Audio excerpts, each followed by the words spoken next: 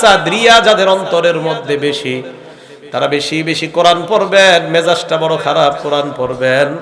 কোরআন যত বেশি পড়বেন আপনার অন্তর তত বেশি স্বচ্ছ হয়ে যায়, পরিষ্কার হয়ে যাবে কোরআন যত পড়বেন।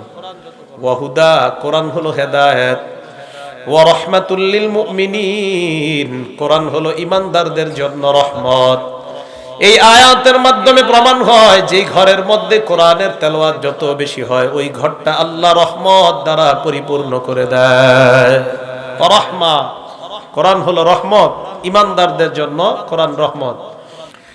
9 নাম্বার, সারা দুনিয়ার ইনসান আর জিন যদি একত্রিত হয়ে যায়, সারা পৃথিবীর মানুষ এবং জিন যদি একত্রিত হওয়ার পর একজন আরেকজনকে যদি সহযোগিতা করে আর বলে চলো আমরা একটা কোরআন বানাই, কোরআনের মতো একটা আয়াত বানাই। সূরা বানী ইসরাঈলের 88 নম্বর আয়াতে আল্লাহ বলেন, কুল লা ইন ইজতামাতিল ইনসু ওয়াল জিন্নু আলা আন ইয়াতু বিমিসলি হাযাল কুরআন, সারা পৃথিবীর জিন ইনসান সবাই একত্রিত হয়ে যদি এই কোরআনের মতো বানাইতে চায়, লা ইয়াতুনা বিমিসলিহি, কোরআনের মতো তারা বানাইতে পারবে না। ওয়ালাউ কানা বা'দুহুম লিবা'দিন যহিরা, একজন আরেকজনকে সহযোগিতা করলেও সাহায্য করলেও কোরআনের মতো বানানো সম্ভব নয়। এটা কোরআনের একটা চ্যালেঞ্জ কিয়ামত পর্যন্ত। এটা হলো 9 নাম্বার, কোরআনের মতো একটা কোরআন পৃথিবীর কেউ বানাতে পারবে না। 10 নাম্বার, সূরা হিজরের 9 নাম্বার আয়াতে আল্লাহ বলেন, ইন্না নাহনু নাযালনা যিকরা ওয়া ইন্না লাহু লাহাফিজুন, আমি কোরআন নাজিল করলাম, এই কোরআন আমি আল্লাহ হেফাজত করব। আমি কোরআন হেফাজতের দায়িত্ব নিয়ে নিলাম। সারা পৃথিবীর কোরআনগুলা যদি জ্বালিয়ে দেওয়া হয়, সারা পৃথিবীর কোরআন যদি নস্যাৎ করে দেওয়া হয়, বেঈমানরা যদি চায় কোরআন দুনিয়াতে রাখবে না, কোনো সমস্যা নাই। আমাদের বাংলাদেশের লাখ লাখ হাফেজে কোরআন আছে, সারা দুনিয়ায় হাফেজে কোরআন, এদেরকে দাঁড় করায় দিবেন, আলহামদু থেকে শুরু করবে মিনাল জিন্নাতি ওয়ান নাস পর্যন্ত তারা শোনায়া দেয় কোরআন। এটা আল্লাহ হেফাজত করবে, এটাই সিস্টেম। এখন এই যে কোরআন আল্লাহ হেফাজত করবে, কোরআনের ব্যাপারে 10টা কথা বললাম। এখন কোরআনের ব্যাপারে 12টা ফজিলতের কথা বলবো, মন দিয়ে ফজিলতগুলো শুনবো। 1 নাম্বার, কোরআন যারা পড়ে নিয়মিত তাদেরকে আল্লাহ প্রতিদান যখন দিবে পরিপূর্ণভাবে প্রতিদান দিবে, এবং তাদের অনুগ্রহ, আল্লাহ তাদের প্রতি অনুগ্রহ দিনের পর দিন বাড়াইতেই থাকবে, বাড়াইতেই থাকবে যারা কোরআন পড়বে।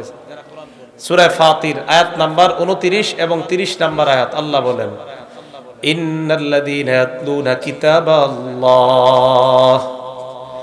নিশ্চয়ই যারা কোরআন তেলাওয়াত করে, ওয়া কামুস সালাতা, যারা সালাত কায়েম করে, ওয়া আনফাকু মিম্মা রাযাকনাহুম সিররাও ওয়া আলানিয়া, আমি তাদেরকে যে নিয়ামত দান করেছি, যে সম্পদ আমি মানুষকে দান করেছি, এই সম্পদ থেকে যারা গোপনে প্রকাশ্যে দান করে, ইয়ারজুনা তিজারাতাল লান তাবুর, তারা এমন ব্যবসার আশা করে যেই ব্যবসার লাভ কখনো ধ্বংস হবে না।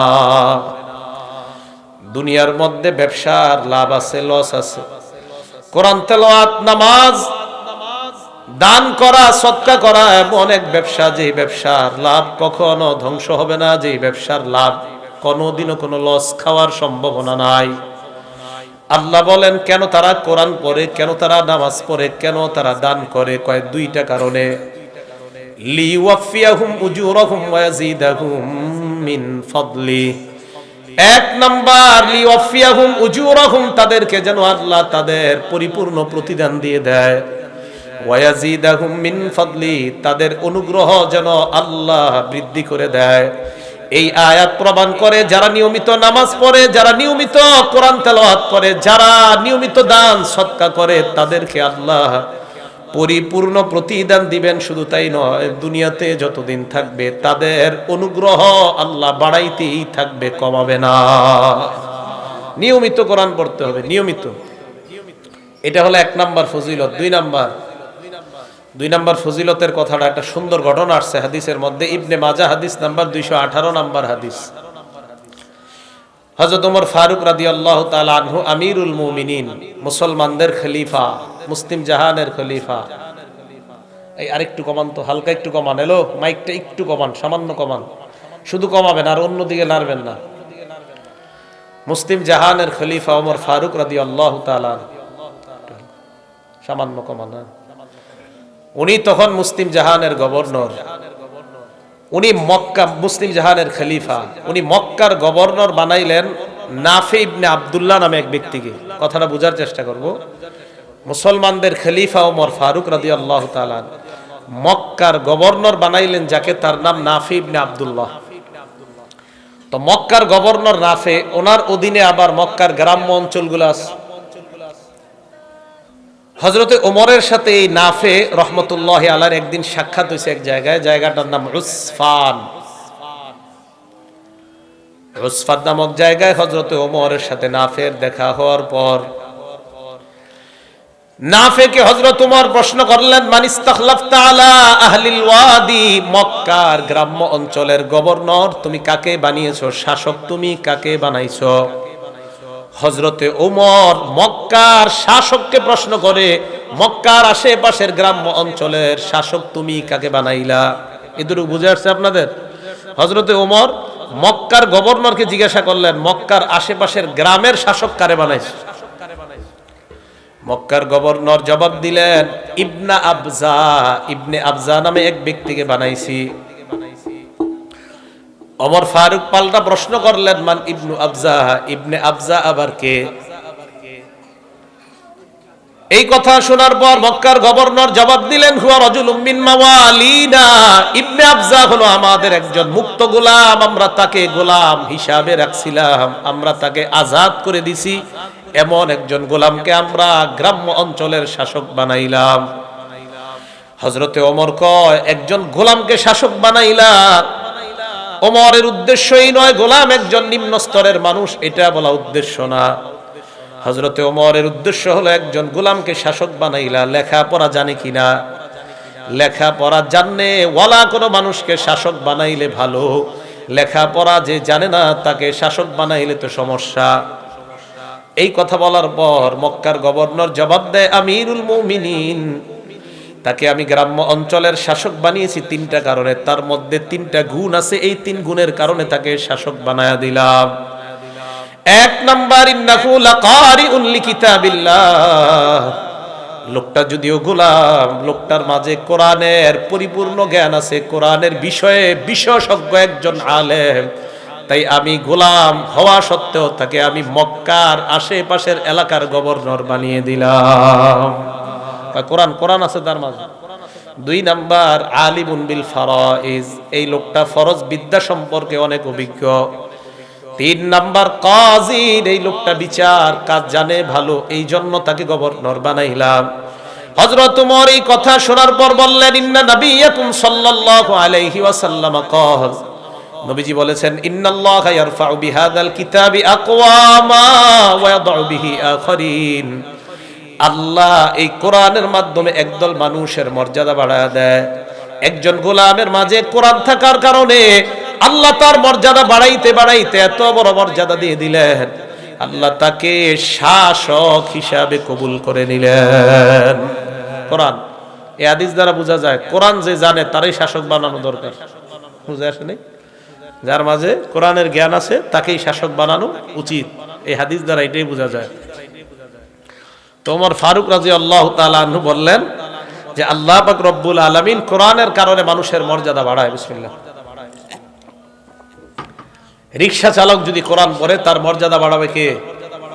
কোটিপতিও যদি কোরআন পড়ে তার মর্যাদাও আল্লাহ বাড়াবে। তো কোরআনের কারণে মানুষের মর্যাদা বাড়ে, এটা আমরা বুঝতে পারলাম। তো দুই নাম্বার ফজিলত, কোরআন যে যত বেশি পড়বে তার মর্যাদা বাড়ায় দিবে কে? তিন নাম্বার, কোরআন যে পড়ে আর যে পড়ায়, যেমন এই মাদ্রাসায় 24 ঘন্টা কোরআন পড়ানো চলে, কোরআন পড়ে। এই যে এখানে যারা বসা বাচ্চারা এরা সব কোরআন পড়ে, আবার কোরআন পড়ায় হুজুররা। এই মাদ্রাসায় 24 ঘন্টা চলতে থাকে। এটা তিরমিজি শরীফের 2909 নাম্বার হাদিস। ক্বালা রাসূলুল্লাহ সাল্লাল্লাহু আলাইহি ওয়াসাল্লাম, আল্লাহ নবী বলেন, খায়রুকুম মান তাআল্লামাল কুরআনা ওয়া আল্লামা, তোমাদের মধ্যে সর্বোত্তম ওই ব্যক্তি যেই ব্যক্তি কোরআন শিখে অন্যকে শিখায়, আমি নবী ওই মানুষটাকে দুনিয়ার শ্রেষ্ঠ মানুষ বলে ঘোষণা দিয়ে দিলাম। তাহলে কি বোঝা যায় হাদিস দ্বারা? এই মাদ্রাসার মধ্যে যে ছাত্রগুলা সর্বক্ষণিক কোরআন পড়ে তাদের মর্যাদা আছে না নাই? আবার যারা পড়ায় তাদের মর্যাদা আছে না নাই? তাহলে কওমি মাদ্রাসা নিয়ে মাইকের সামনে কিছু বলতে আগে কওমি মাদ্রাসা সম্পর্কে জানার প্রয়োজন, এরপর বলা দরকার। না যাই না মিম্বরের সামনে যদি বইসা আপনি কওমি মাদ্রাসা নিয়ে মন্তব্য করেন, আগে জানতে হবে এখানে কি হয়। আল্লাহ বলেন ওয়ালা তাকফু মা লাইসা লাকা বিহি ইলম, তোমার যেই বিষয়ে জ্ঞান নাই ওই বিষয়ে কথা বলবা না। তিরমিজির বর্ণনা 2314 নম্বর হাদিসে আল্লাহ নবী বলেন ইন্নার রাজুলা লা ইয়াতাকাল্লামু বিল কালিমা লা ইয়ারা বিহা বাসান ইয়াহউই বিহা 70 খরিফান ফিন্নার। মানুষ মাঝে মাঝে এমন উল্টাপাল্টা কথা বলে, না যাই না কথা বলে কি বলে এটা নিজেও জানে না। মাইক পাইলেই ভিতরে পুঁজি না থাকলে এটা বলতে হবে সেটা বলতে হবে, কওমি মাদ্রাসায় এই আছে সেই আছে বইলা কাটায়া দেয়। নবী বলেন সে জানেও না কি বললো, এই বলার কারণে তার 70 বছর জাহান্নাম ফায়সালা হয়ে যায়। বলেন নাউজুবিল্লাহ। আমারে দাওয়াত দিলেন, তো দাওয়াত দেওয়ার পর আমারে বসায় দিছেন, কিছু কইতেই তো আমারে দাওয়াত দিছেন কি হিসাবে? আমি একজন বক্তা। তো আসার পরে বসার পরে মনে করেন প্রথমে কিছু স্টাইলিস্ট কিছু কথা কইলাম, তো এরপরে তো পুঁজি থাকতে হইব, তো শুরু করলাম কওমি মাদ্রাসায় এটা হয় না সেটা হয় না। আর যখন কোরআন হাদিস পড়বেন, এই যে আমি কতগুলো বলতেছি, এটা আমি কেন বলতেছি? আমাদের মাদ্রাসায় এইগুলাই পড়ানো হয়। এই যে একের পর এক বলবো না, এইগুলাই আমাদের মাদ্রাসায় পড়ানো হয়। এই যে আমি বলতেছি একের পর এক, এরাও বলবে একদিন এখানে বসে। মুখে লাগাম লাগাইতে হবে, এখানে বসার পর কিছু বলার আগে মুখে লাগাম দিতে হবে। আমি আমারই বলতেছি সব মনে করেন। কোন প্রতিষ্ঠানের বিরুদ্ধে কথা বলা এটা অন্যায়। আপনি ব্যক্তি আমাকে বলবেন, কিন্তু কোন প্রতিষ্ঠানকে কথা বলা এটা অন্যায়। কোন প্রতিষ্ঠান নিয়ে অন্যায়মূলক কথা বলা এটা অন্যায়, এটা যে প্রতিষ্ঠানে হোক। আমি ব্যক্তি অপরাধ করলে আমাকে বলেন। কথা কি বুঝে আসছে সবার? এই যে সৌদি আরব দেখেন, সৌদি আরব পিছনে লা ইলাহা ইল্লাল্লাহ মুহাম্মাদুর রাসূলুল্লাহ লেখা, সামনে নাচানাচি করতেছে নারী পুরুষ। সৌদি আরব আলেমরা ফতোয়া দেওয়ার মতো ফতোয়া পায় না। কি ফতোয়া দিছে? তাবলিগওয়ালারা খারাপ ফতোয়া একটা দিয়ে দিছে। তাবলিগের কোন ব্যক্তি খারাপ হইতে পারে, তাবলিগ করি আমি ব্যক্তিগত খারাপ হইতে পারে, কিন্তু তাবলিগ প্রতিষ্ঠানটাকে আপনি খারাপ বলতে পারেন না। তো বলছিলাম এই জায়গায় বসার পর আজে বাজে কথা কখন হবে? ভিতরে পুঁজি না থাকলে এ আজে বাজে কথাই আসবে। তিরমিজি শরীফের 2909 নম্বর হাদিস বললাম। তিরমিজি শরীফের আরেকটা হাদিস শুনেন, 2315 নম্বর হাদিস। ক্বালা রাসূলুল্লাহ সাল্লাল্লাহু আলাইহি ওয়াসাল্লাম, আল্লাহ নবী বলেন ওয়াইলুন লিল্লাযী ইউহাদ্দিসু লিইউদহিকা বিহিল কওম, ওই ব্যক্তি ধ্বংস যেই ব্যক্তি মানুষের সামনে কথা বলে মানুষকে হাসানোর জন্য। ফায়াকযিবু, এরপর কথার মধ্যে মিথ্যা বলে, এদিক সেদিক ইনিয়ে বিনিয়ে খুব স্টাইল করে কথা বলে, আর একটা প্রতিষ্ঠানকে আঘাত করা হয় মানুষ সামনে। গোবর মাথায় নিয়ে হাসতে থাকে, একদল বুঝেও না কেন হাসে। আল্লাহ নবী কয় এই যে তুমি আন্দাজি মিথ্যা বইলা মানুষকে হাসাইলা, ওয়াইলুল্লাহ ওয়াইলুল্লাহ, তুমি ধ্বংস। বলেন নাউজুবিল্লাহ। হাসানো যাবে না, এটা আমানত। এই মিম্বর আমানত। আল্লাহ আমাদের সকলকে, আমরা যারা শ্রোতা আর বক্তা, আমরা যেন কথার লাগাম টেনে কথা বলতে পারি, আল্লাহ তৌফিক দান করেন। তিরমিজি শরীফের 2616 নম্বর হাদিস। ক্বালা রাসূলুল্লাহ সাল্লাল্লাহু আলাইহি ওয়াসাল্লাম, হযরতে মুআজকে আল্লাহ নবী বলেন, মুআজ তোমাকে আমি এই যে বিশাল বড় বয়ান করলাম। নবীজি হযরত মুআজকে এত বড় একটা লম্বা বয়ান করছে, করার পর নবী বললেন, মুআজ তোমার নামাজ ঠিক থাকবে, রোজা ঠিক থাকবে, হজ ঠিক থাকবে, যাকাত ঠিক থাকবে, জিহাদ ঠিক থাকবে, একটা কাজ যদি তুমি করতে পারো। মুআজ কয় কি হুজুর? আল্লাহ নবী এইভাবে বললেন, এই যে জিহ্বাটা ধইরা ঠোঁটটা ধরে বললেন, এটা কুফা আলাইকা লিসানাক, জবান তুমি নিয়ন্ত্রণ করো, মুখ তুমি নিয়ন্ত্রণ করো। এই মুখ যদি নিয়ন্ত্রণ করতে না পারো তোমার কিছুই ঠিক থাকবে না। সাহাবা বললেন, ইন্না লা মুআখাযুনা বিমা নাতাকাল্লাম ইয়া রাসূলুল্লাহ, হুজুর কথার কারণেও কি আমরা জাহান্নামে যাব? আল্লাহ নবী বললেন, হাল ইয়াকুব্বুন নাসা ফিন্নারি আলা ওয়ুজুহিহিম আও আলা মানাখিরিহিম ইল্লা হাসাইদু আলসিনাতিহিম, বেশিরভাগ মানুষ কথার কারণে তার মাথাটা নিচের দিকে দিয়ে পাগুলা উপরের দিকে দিয়ে হেঁচড়াইতে তাকে পায়ের উপরে নয় বরং মাথার উপরে হাঁটাইতে তাকে জাহান্নামে ফেলে দেওয়া হবে। বলেন নাউজুবিল্লাহ। মুখের কারণে, মুখ, এজন্য লাগাম টানতে হবে এখানে বসার পর। কথা বুঝে আসছে ভাই? আল্লাহ আমাদের সকলকে, যারা মাইকের সামনে আলোচনা করে, তারা যেন সঠিক কথাগুলাই মানুষকে বলতে পারে, আল্লাহ তৌফিক দান করেন। তো বলছিলাম কোরআনের 3 নাম্বার মর্যাদা, যে কোরআন শিখে আর যারা শিখায় তারা দুনিয়ার শ্রেষ্ঠ। কোরআনের 4 নাম্বার মর্যাদা, এটা ভালো করে শোনেন, বিসমিল্লাহ। তিরমিজি শরীফের 2910 নাম্বার হাদিস, খুব ভালো করে শোনেন। ক্বালা রাসূলুল্লাহ সাল্লাল্লাহু আলাইহি ওয়াসাল্লাম, আল্লাহ নবী বলেন, মান করা হারফাম মিন কিতাবিল্লাহ, কোরআনের একটা অক্ষর যেই ব্যক্তি পড়ে, আমার সাথে বলতে হবে কয় অক্ষর? সবাই বলেন, কোরআনের কয় অক্ষর পড়ে? এক অক্ষর কোন ব্যক্তি যদি পড়ে, ফালাহু বিহি হাসানা ওয়াল হাসানাতু বিআশরি আমসালিহা, সাথে সাথে তার আমল নামায় 10টা সওয়াব আল্লাহ লিপিবদ্ধ করে দেয়। মনে করেন আমরা আলহামদুলিল্লাহ সূরা শেষ করলাম, শেষ করার পর আলহামদুলিল্লাহর পরের সূরাটার নাম কি? সূরা বাকারা। সূরা বাকারা শুরু করলাম, আলিফ লাম মিম। এই যে আমরা আলিফ লাম মিম বলে শুরু করলাম, পড়েন তো আমার সাথে, আলিফ লাম মিম। আপনারা সাধারণ যারা একটু বলেন তো, আলিফ লাম মিম পড়ছেন তো? সূরা আলী ইমরানের শুরুতেও আলিফ লাম মিম, কোন সূরার শুরুতে হা মিম, কোন সূরার শুরুতে কাফ, কোন সূরার শুরুতে কাফ হা ইয়া আইন সাদ। মুফাসসিরিনে কেরাম লিখছেন, আলিফ লাম মিমের অর্থ আল্লাহ ছাড়া কেউ জানে না, কাফ হা ইয়া আইন সাদের অর্থ আল্লাহ ছাড়া কেউ জানে না, কফের অর্থ আল্লাহ ছাড়া কেউ জানে না, নুনের অর্থ আল্লাহ ছাড়া কেউ জানে না। এবার আমার সাথে আপনারা বলবেন, সূরা ফাতিহা শেষ করলাম, করার পর সূরা বাকারা শুরু করলাম, আলিফ লাম মিম। বলেন তো এই আলিফ লামের মিমের অর্থ একমাত্র জানে কে? আমরা জানি। আলিফ লাম মিমের অর্থ কোনো মানুষ জানে? তো যেহেতু আমরা জানি না, জালিকাল কিতাব থেকে আমাদের সওয়াব শুরু হবে। কি বলেন? না, আলিফ লাম মিমের তো অর্থ জানি না, তো জালিকা থেকে সওয়াব শুরু হবে। অর্থ না জানলে কি সওয়াব হবে না? বুঝে নেই না, মাইকের সামনে তো বলা হচ্ছে সওয়াব হবে না, আপনি কইলে হইব নাকি? মাইকে জনগণকে মাইকের সামনে বলে অনেক মানুষ বুঝাচ্ছে, এটা কোনো লাভ নাই অর্থ ছাড়া বইরা। তা আল্লাহ অর্থ ছাড়াই শুরু করলো আলিফ লাম মিম, তাহলে জালিকা থেকে সওয়াব শুরু হওয়া দরকার। আলিফ লাম মিমের সওয়াব কেন হবে? তো অর্থই নাই। তাহলে ওই কথা ঠিক না ভুল? তাহলে আলিফ লাম মিমের অর্থ আছে না নাই? নবী বলেন আলিফ লাম মিম, এই আলিফ একটা অক্ষর, লাম একটা অক্ষর, মিম একটা অক্ষর, যখন তুমি পড়লা সাথে সাথে তোমার আমল নামায় 30টা সওয়াব লিপিবদ্ধ হয়ে যায়। মনের মধ্যে কেউ রাগ নিয়ে আমার কথাগুলো বুঝেন না, মনের মধ্যে রাগ ছাড়া ভালোভাবে কথাগুলো বুঝেন। আলিফ লাম মিম এগুলার অর্থ না, এরপর আল্লাহ সওয়াব দিবে। তাহলে যদি বলি অর্থ ছাড়া পড়লে সওয়াব হবে না, এটা ভুল কথা, এটা অন্যায় কথা। আল্লাহ এই অন্যায় কথা থেকে বেঁচে থাকার তৌফিক দান করেন।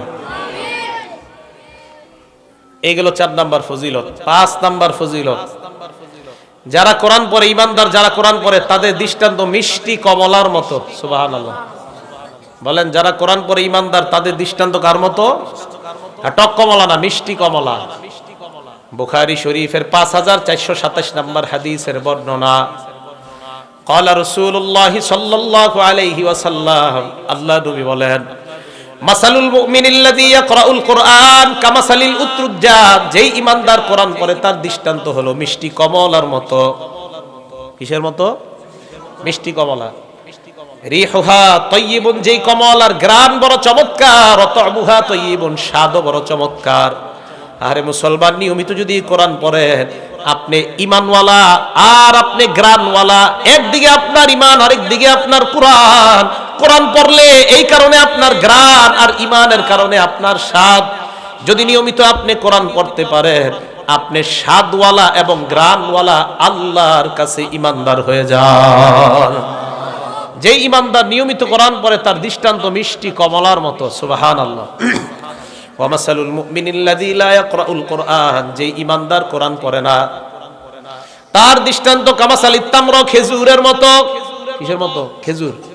বলেন তো, যে ঈমানদার কোরআন পড়ে তার দৃষ্টান্ত মিষ্টি কমলার মতো, আর যে ঈমানদার কোরআন পড়ে না তার দৃষ্টান্ত হলো খেজুরের মতো।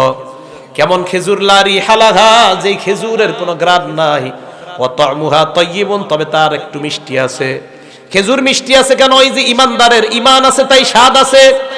কিন্তু ইমানদার কোরআন না পড়ার কারণে তার কোনো ঘ্রাণ নাই। আর যেই ইমানদার কোরআন পড়ে তার স্বাদও আছে, ঘ্রাণও আছে, তার দৃষ্টান্ত মিষ্টি কমলার নেই। আর যেই ইমানদার কোরআন পড়ে না, এই জন্য তার ঘ্রাণ নাই, তবে তার স্বাদ আছে, ওই যে ঈমান আছে। এই বুঝে আসছে সবার? এবার দেখেন, ওয়ামাসালুল মুনাফিকিল্লাযী ইয়াকরাউল কুরআন, কোন মুনাফিক যদি কোরআন পড়ে, কোন মুনাফিক যদি কোরআন পড়ে, তার দৃষ্টান্ত কামাসালির রায়হানা, শস্য ফুলের মতো। শস্য ফুলের ঘ্রাণ আছে, তামুহা মুররুন, তবে তার স্বাদ একদম তিতা। মুনাফিক এই জন্য স্বাদ তিতা, কিন্তু ঘ্রাণ আছে ওই যে কোরআন পড়ে। ওয়ামাসালুল মুনাফিকিল্লাযী লা ইয়াকরাউল কুরআন, যেই মুনাফিক কোরআন পড়ে না, তার দৃষ্টান্ত কামাসালিল হানজালা, মাকাল ফলের মতো। যেই মাকাল ফলের কোনো ঘ্রাণ নাই, ওয়া তামুহা মুররুন, আবার তার স্বাদও একদম তিতা। বুঝে আসছে সবার? তাহলে যেই ইমানদার কোরআন পড়ে, আপনারা বলবেন, আমি আর বলবো না, যেই ইমানদার কোরআন পড়ে তার দৃষ্টান্ত কার মতো? মাশাআল্লাহ। আর যেই ইমানদার কোরআন পড়ে না, তার দৃষ্টান্ত কার মতো? এই তো বুঝে আসছে আপনাদের। আর মুনাফিক কোরআন পড়ে শস্য ফুলের মতো, এটার ঘ্রাণ আছে, কিন্তু ওই যে আপনার তিতা তিতা, স্বাদ নাই, কারণ ঈমান নাই। আর যে মুনাফিক কোরআন পড়ে না, এটা হলো মাকাল ফলের মতো, এটা স্বাদও নাই, এটা ঘ্রাণও নাই, এটা তিতা, মজাই নাই এটা। আল্লাহ আমাদের সকলকে 1 নাম্বার ইমানদার হওয়ার তৌফিক দান করেন। নিয়মিত কোরআন পড়ব তো ইনশাআল্লাহ? করেন করেন সবাই। হাফেজ সাহেব যারা মাদ্রাসা থেকে ফারেগ হবেন, পারলে ডেলি, মাওলানা অবস্থায় তো মাওলানা হওয়ার আগে সম্ভব না, মাওলানা হওয়ার আগে অন্তত 3 পারা ডেলি, মাওলানা হওয়ার পরে ডেলি আপনারা যেভাবে পড়বেন, প্রথম দিন পড়তে হবে সূরা ফাতিহা থেকে সূরা মায়েদা পর্যন্ত, হাফেজ সাহেবরা মাওলানা হওয়ার পরে। দ্বিতীয় দিন সূরা মাইদা থেকে সূরা ইউনুস পর্যন্ত। তৃতীয় দিন সূরা ইউনুস থেকে সূরা বানি ইসরাইল পর্যন্ত। চতুর্থ দিন সূরা বানি ইসরাইল থেকে সূরা শুআরা পর্যন্ত। পঞ্চম দিন সূরা শুআরা থেকে সূরা আস-সাফফাত পর্যন্ত। ষষ্ঠ দিন সূরা আস-সাফফাত থেকে সূরা কফ পর্যন্ত। সপ্তম দিন সূরা কফ থেকে সূরা নাস পর্যন্ত। ফামি বিশাউকিন, এই হলো শর্ট অক্ষর। ফা মিম, ফা দিয়ে সূরা ফাতিহা, মিমে সূরা মায়েদা, ইয়া সূরা ইউনুস, বিশাউকিন বায়ে সূরা বানি ইসরাইল, শিরে সূরা শুআরা, শাউকিন কফে শাও ওয়াও ওয়াও ওয়াও আস-সাফফাত, কফে সূরা কফ, আর শেষে তো সূরা নাস পর্যন্ত। এটা হলো হাফেজ সাহেবরা মাওলানা হওয়ার পরে। সাধারণ পাবলিকরা যদি পারেন তা তো অনেক ভালো, ডেলি যদি আপনি পারেন এরকম প্রথম দিন সূরা মায়েদা, এটা হলো 7 মঞ্জিলে কোরআন খতম। কয় মঞ্জিলে? মুফতি ফজলুল হক আমিন সাহেবের নাম শুনছেন সবাই? মরার আগ পর্যন্ত এই 7 দিনে 1 খতম কোরআন শরীফ পড়তেন। হ্যাঁ, 69 বছর বয়সে মারা গেছে, এই মরার আগ পর্যন্ত এইভাবে 7 মঞ্জিলে খতম পড়তেন। ওনার ব্যাপারে আসছে যে ওনার মতো এত কিতাব মোতালা করার মতো মানুষ বাংলাদেশে আছে কিনা, উলামায়ে কেরাম একমত, এই লোকটাও 7 দিনে 1 খতম কোরআন শরীফ পড়ে। আর ওনার মাওয়াইজে মুজাহিদি মিল্লাতের মধ্যে আসছে ওনার ব্যাপারে, জেলখানায় 4.5 মাসে ডেলি 1 খতম কোরআন শরীফ পড়ছে। হ্যাঁ, যে বুঝাইতে চাইলাম, যদি পারেন 7 দিনে 1 খতম, না পারলে 3 পারা করে 10 দিনে 1 খতম। আর মুসলমান আমরা যারা সাধারণ আছি, 40 দিনে 1 খতম কোরআন পড়া উচিত সব মুসলমানের। নিম্নে 40 দিনে 1 খতম কোরআন শরীফ পড়া উচিত সব মুসলমানের। ঘরে কতদিন যে কোরআন পড়েন না, অনেকের জানাও নাই। আল্লাহ আমাদের সকলকে প্রতিনিয়ত কোরআন পড়ার তৌফিক দান করেন। কোরআনের 5 নাম্বার ফজিলত বললাম, কোরআনের 6 নাম্বার ফজিলত, আমরা যখন কোরআন পড়ব, কোরআন পড়ার সময় মনে করবো আল্লাহ তো আমার তেলাওয়াত শুনে। কোনো মানুষ যদি আশেপাশে নাও থাকে, ওই সময় মনে করতে হবে ফেরেশতারা আমার তেলাওয়াত শুনতেছে। কারা শুনতেছে বলেন তো? আর কেউ যদি পারেন রাত্রে 2টা-3টা বাজে একটু উঠবেন, উঠার পর একা একা, কারো ঘুম ডিস্টার্ব করা যাবে না, কারো ঘুম ডিস্টার্ব না করে আপনি আস্তে আস্তে এক জায়গায় বসে কোরআন তেলাওয়াত করেন। ওই মুহূর্তে আপনার তেলাওয়াত ফেরেশতারা খুব মনোযোগ সহকারে শুনে। দলিল মুসলিম শরীফের 1744 নাম্বার হাদিস। এর এক সাহাবা নাম উসাইদ ইবনে হুজাইর রাদিয়াল্লাহু তাআলা, উনি ওনার ঘোড়ার আস্তাবলের মধ্যে কোরআন তেলাওয়াত শুরু করলেন। ঘোড়া রাখে যেই ঘরের মধ্যে, এটাকে ঘোড়ার আস্তাবল বলা হয়, আস্তাবলের মধ্যে উনি কোরআন তেলাওয়াত শুরু করলেন।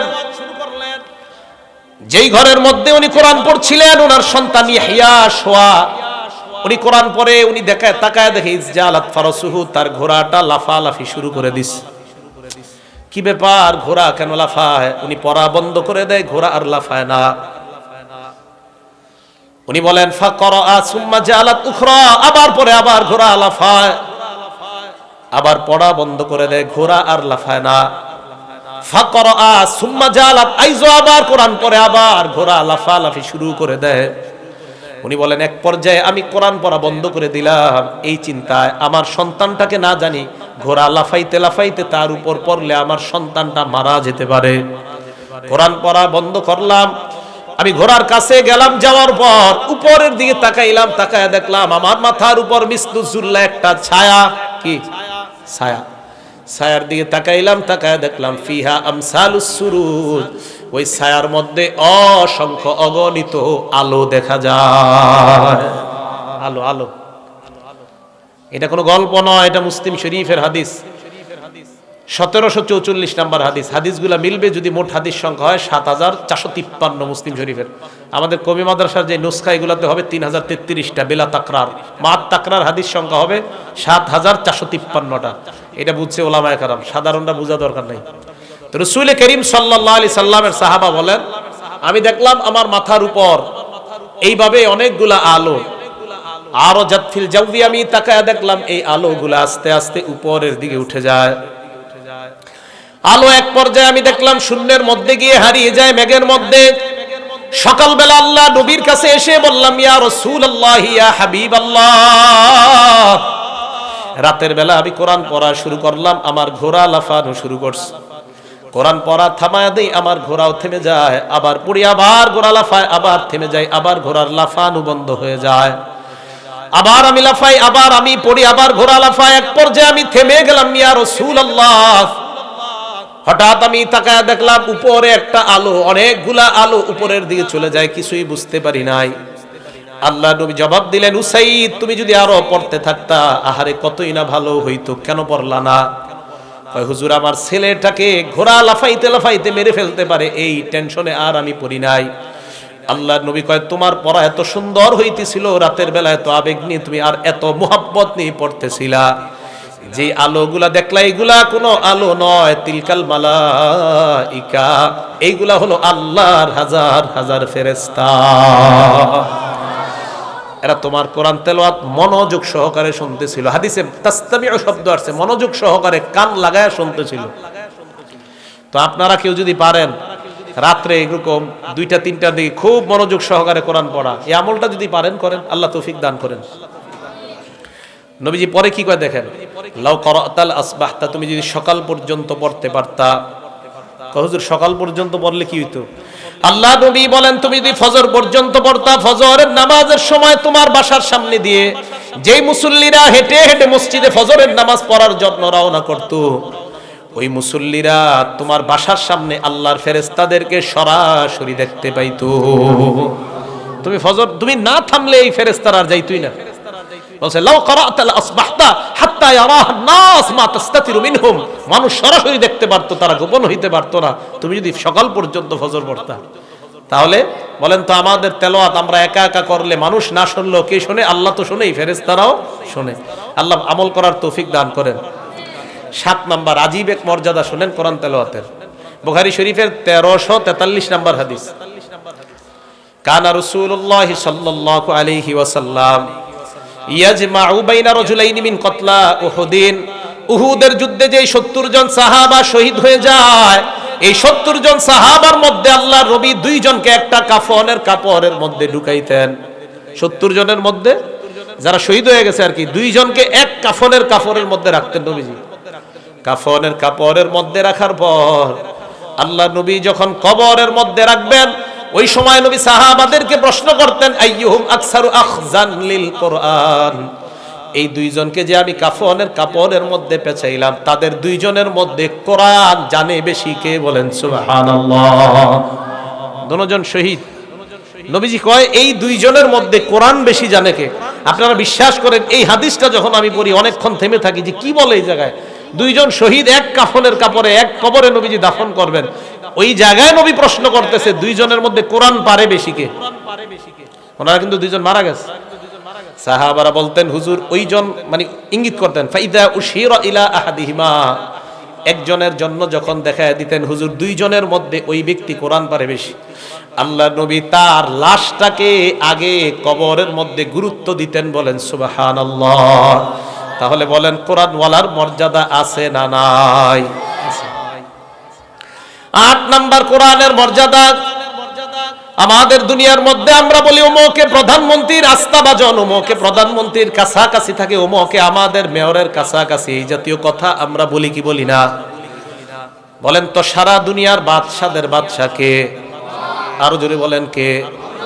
এখন আমি আপনাদেরকে বলি, আমরা যদি আল্লাহর কাছাকাছি হইতে পারি এটা আমাদের লাভ কি লাভ না? দুনিয়ার মধ্যে মানুষ পরিচয় দেয় আমি অমুকের অনেক কাছাকাছি, আমরা আজকে থেকে পরিচয় দিব আমরা আল্লাহর কাছাকাছি। রাজি আছেন সবাই? ইবনে মাজার 215 নম্বর হাদিসের বর্ণনা, আল্লাহর নবী বলেন ইন্না লিল্লাহি আহলিনা মিনান নাস, আল্লাহর নবী বলেন মানুষের মধ্যে কিছু মানুষ আছে এমন যারা আল্লাহর পরিবারভুক্ত। সুবহানাল্লাহ। কার পরিবার? আল্লাহ। সাহাবারা কয় হুজুর এটা আবার কি বললেন? আল্লাহর আবার পরিবার কারা? নবীজি জবাব দিলেন আহলুল কোরআন হুম আহলুল্লাহি ওয়া খাসাতুহু, যারা কোরআন পড়ে এই কোরআনওয়ালারা হলো আল্লাহর পরিবার এবং আল্লাহর বিশেষ আস্থাভাজন। মনে রাখবেন আপনাদের মধ্যে যারা কোরআন যত বেশি পড়বেন ওই ব্যক্তি আল্লাহর তত কাছাকাছি হয়ে যাবেন। যারা কোরআন যত বেশি পড়বো তারা আল্লাহর তত কাছাকাছি হয়ে যাবে। এটা যে বলেন উলামায়ে কেরামের মধ্যে যারা কোরআন বেশি পড়বে তারা আল্লাহর কাছাকাছি হয়ে যাবে। ফজলুল হক আমিন হিসাবে দেখতাম ওনার এক কথা আর 1 লক্ষ আলেমের এক কথা, ওনার এক কথায় পুরা বাংলাদেশ কাইপা পুরা দুনিয়া কাইপা যেত এক কথায়। কেন? পরে বুঝছি হুজুরের কোরআনের সাথে এত বেশি সম্পর্ক ছিল তাই ওনার এক কথার ওজন হইতো 1 কোটি মানুষের কথার ওজন। পিছে কে আছে সামনে কে আছে দেখতো না, কথা একটা বলতো বাস বাবা পুরা দুনিয়া এটা নিয়ে তোলবার হয়ে যেত। তো বুঝলাম কেন জানেন? ওই কোরআনের সাথে সম্পর্ক ছিল বেশি, কথার ওজন মর্যাদা, আল্লাহর কাছাকাছি লোক তো মর্যাদা দিয়ে দিতে। ওলামায়ে কেরাম ঠিক না হুজুর কথাগুলা? ওলামায়ে কেরাম বলতে পারবে যে ওনার কথার কত দাম ছিল, কত পাওয়ার ছিল। তো বলছিলাম যারা কোরআন পড়ে তারা আল্লাহর কাছাকাছি হয়ে যায়। আল্লাহ আমাদের সকলকে কোরআন পড়ার তৌফিক দান করেন। 9 নাম্বার, কোরআন যারা পড়ে এই হাদিসটা এইভাবে বুঝেন।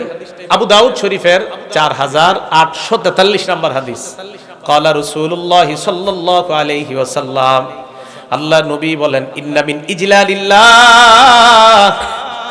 ইকরামাদিস শাইবাতিল মুসলিমি ওয়া হামিলিল কোরআন ওয়া ইকরামাদিস সুলতানিল মুকসিদ। 3 ব্যক্তিকে সম্মান করা। জোরে বলেন কয়জনকে সম্মান করা?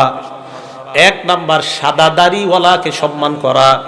সাদা দাড়িওয়ালা মুরব্বী মসজিদের মধ্যে আসছে, হইতে পারে তার কারণে একটু সমস্যা হতে পারে, মুরব্বীরা অনেক সময় নিজের ব্যালেন্স ঠিক রাখতে পারে না।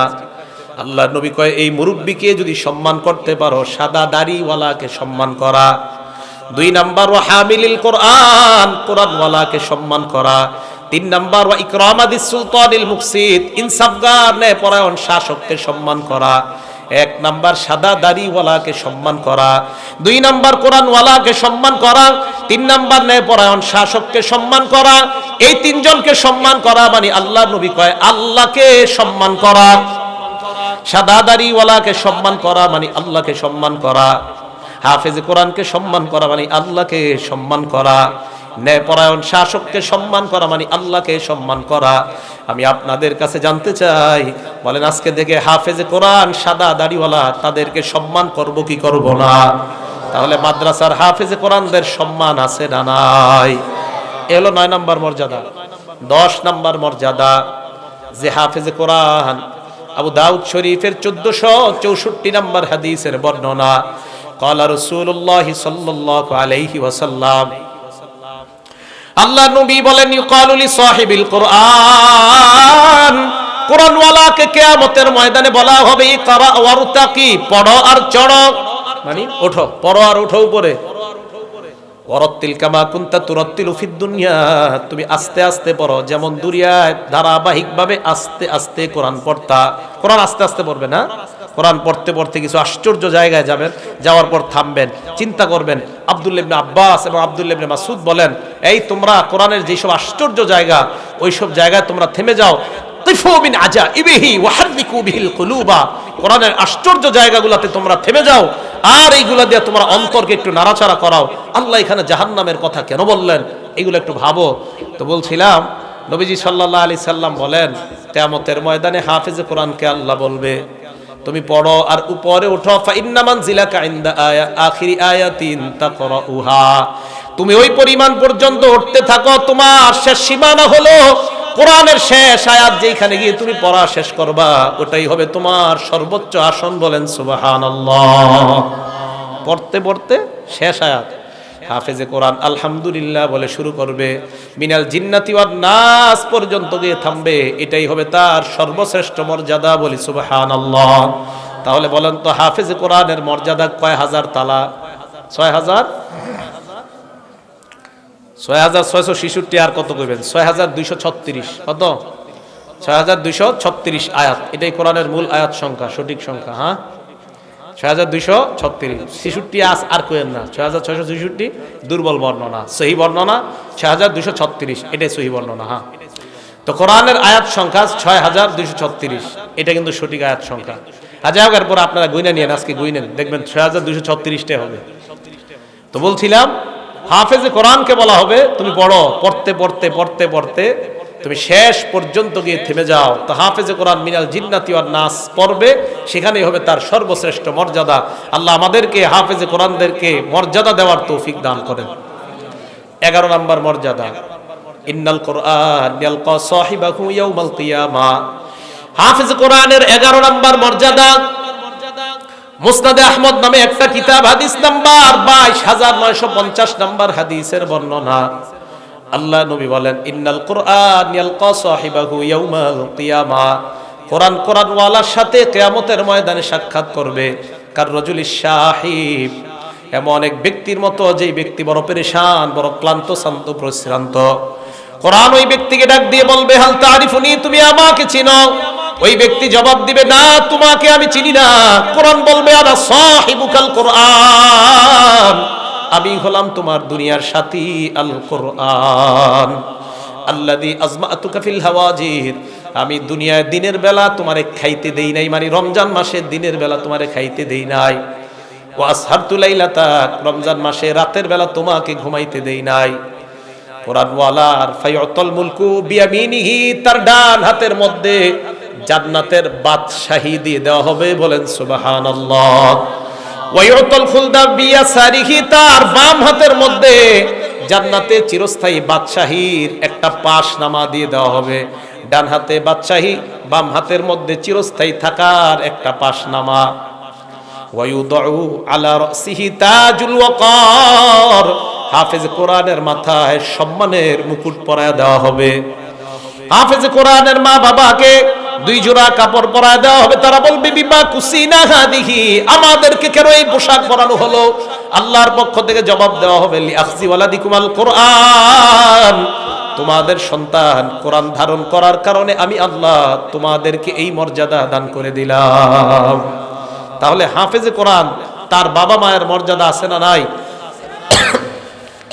আল্লাহ আমাদের সকলকে হাফেজে কোরআনদের মর্যাদা যেন আমরা সবাই দিতে পারি, আল্লাহ তৌফিক দান করেন। 12 নম্বর মর্যাদা, একটা কিতাব আছে সহিহ ইবনে হিব্বান, এই কিতাবের 124 নম্বর হাদিস। ক্বালা রাসূলুল্লাহ সাল্লাল্লাহু আলাইহি ওয়াসাল্লাম, আল্লাহ নবী বলেন, আল কোরআনু শাফিউন, কোরআন হলো সুপারিশকারী। মুশাফফা, এমন সুপারিশকারী যার সুপারিশ কবুল করা হবে। মাহিল, কোরআন হলো বিতর্ককারী। মুসাদ্দাক, যার বিতর্ক গৃহীত হবে, তার সুপারিশ কবুল করে আল্লাহ ওই কোরআনওয়ালাকে জান্নাতের মেহমান বানায় দিবে। বলেন সুবহানাল্লাহ। এই হলো কোরআনের 12টা মর্যাদা। আগে হলো 10টা কোরআন থেকে জানলাম, এই 12টা, 10 আর 12 কত হয়? 22। এখন 7টা বিষয় গুরুত্বপূর্ণ, যেটা আমাদের সকলের জানা খুব জরুরি। বিশেষ করে মাদ্রাসার ছাত্র সবাই শোনো, হাফেজে কোরআন যারা আছো সবাই শোনো, মন দিয়ে শোনো। 7টা বিষয় সবার জন্য জরুরি। 1 নাম্বার, কোরআন নিয়ে গবেষণা করা। কি করা? তো মিম্বর থেকে বলা হচ্ছে, বাইকের সামনে বলা হচ্ছে, কওমি মাদ্রাসার ছাত্ররা গবেষণা করে না। এরা কি করে? এরা কোরআন পড়ে, কিছু বুঝে না, এই কথা কয়। আমি আপনাদেরকে বলি, ইহদিনাস সিরাতাল মুস্তাকিম, এরপরে কি? এরপরে কি? সিরাত। ছাত্ররা থামো, ছাত্ররা থামো, অন্যরা বলেন ইহদিনাস সিরাতাল মুস্তাকিমের পরে কি? সিরাত। কেন তল্লাজিনা কেন হবে? তুল্লাজিনা হবে না? তুল্লাজিনা হবে না? তিল্লাজিনা হবে না? কেন হবে না? আপনাদেরকে কে বলছে হবে না? এই জায়গায় যদি জবর না দিয়ে জের দিত, আপনি তো তখন করতেন জের ছাড়া হবে না। যদি এই জায়গায় জের না দিয়ে পেশ দিত, তো বলতেন পেশ না দিলে হবে না। জবর কে দিয়ে দিছে? আপনারা বললেন জবর না দিলে হবে না। কেন হবে না বলেন? জের জবর পেশ তিনটাই দেওয়ার অধিকার আমি রাখি, কেন দিতে পারবো না বলেন? বলতে পারবেন না, পারবেন না, আসলে পারবেন না বলতে। এই তয়ের উপরে কেন জবর হবে, এই জবরটা কেন হবে? এই যোগ্যতা অর্জন করা হয় মাদ্রাসার ছাত্রদেরকে প্রথম 4-5 বছর, 4-5 বছর তাদেরকে আরবি ব্যাকরণের উপর যোগ্যতা অর্জন করানো হয়। অর্জন করার পর 5 বছর পর তার হাতে কোরআন দেওয়া হয়। বলেন তো কোরআনের ভাষা বাংলা না ফার্সি? হ্যাঁ, এই জন্য মাদ্রাসার একটা ছাত্রকে কোরআন দেওয়ার আগে আগে তাকে 4 বছর 5 বছর আরবির উপর যোগ্যতা করানো হয়। যোগ্যতা অর্জন করার পর তাকে কোরআন দেওয়া হয়। কোরআন দেওয়ার পর 30 পারা কোরআন তাকে অনুবাদ পড়িয়ে দেওয়া হয়। এরপর 30 পারা কোরআনের অনুবাদ পড়ার পর আরেকটু উপরে উঠলে তাকে একটা কিতাব দেওয়া হয়। কিতাবটার নাম তাফসিরে জালালাইন। এই তাফসিরে জালালাইন কিতাবটা আরবি কোরআন, আবার আরবি ব্যাখ্যা, এটা বাংলা না, আরবি টু আরবি, আরবি টু আরবি, আরবি টু আরবি তাফসীর। যেমন আল্লাহ বলেন ওয়ায়াকুলুনা মাতা হাযাল ওয়াদু, আল্লাহ বলেন ওয়ায়াকুলুনা মাতা হাযাল ওয়াদু, এটার আরবি তাফসীর হলো মাতা ওয়াদুল হাশরি। কিছুই বুঝেন নাই, আল্লাহ এই আয়াতে বলে কখন কিয়ামত হবে, এটা আল্লাহ বুঝাইতে চায়। আমাদের ছাত্রগুলোকে 5 বছর 4 বছর আরবির উপর যোগ্যতা অর্জন করার পর এরপর তাদেরকে কোরআন দেওয়া হয়, এরপর তাদেরকে আরবি টু আরবি তাফসীর দেওয়া হয়। এরপর মেশকাত জামাতে মানে দাওরায়ে হাদিস এই বছর পরে মাওলানা হওয়ার আগের বছর তাদেরকে একটা কিতাব দেওয়া হয়। এই কিতাবটার নাম হলো তাফসিরে বাইজবি। এই তাফসিরে বাইজবি আপনাদের সাধারণ পাবলিকের সামনে যদি দেই, আপনি পড়ার সময় আপনার দাঁত কয়টা থাকবে আর থাকবে না আমার জানা নাই। এই তাফসিরে বাইজবি যদি দেই, কারণ এটার মধ্যে জের জবর কিছু নাই। ওই যে বললেন তয়ের উপরে জের আছে, কিন্তু ওই কিতাবে জের জবর কিছু নাই, তখন কই যাবেন? এই তাফসীর আমাদের ছেলেদেরকে মাওলানা হওয়ার আগের বছর পড়ানো হয়। মাওলানার বছর বুখারী শরীফের মধ্যে কিতাবুত তাফসীর অধ্যায় পড়ানো হয়। আলহামদুলিল্লাহ এই অধ্যায়টা পুরাটা আমি পড়াই। তা আমি জানি ছাত্রদেরকে কি পড়াই, তো ছাত্রদেরকে আমি তো পড়াচ্ছি। আপনি মাইকের সামনে বসে বলে দিলেন যে এরা পড়ে না, মাদ্রাসা ছেলেরা কোরআন পড়ে কিন্তু বুঝে না কিচ্ছু। কি বুঝে না মানে? আমাদের মেশকাত জামাতের মানে মাওলানা হওয়ার আগের বছর জামাতের ছাত্র 10 জনের সামনে বসেন, আপনারা মডার্ন 10 জন এসে বসেন, চাপার দাঁত তো একটাও থাকবে না, বসেন না এসে। মাদ্রাসার ছাত্র মেশকাতে যারা পড়ে মানে মাওলানার আগের বছর বসেন আপনারা এদের সাথে। মাওলানা যারা হয়ে গেছে তাদের সাথে না, মাওলানার আগের বছর যারা ওদের সাথেই বসেন না। তাহলে কি বলতে চান? এই জন্য সাবধান, মুখে লাগাম দেওয়া কথা বলার আগে। আর আপনারা যুবকরাও ঠিক ঠিক করে লাফাইতে থাকে।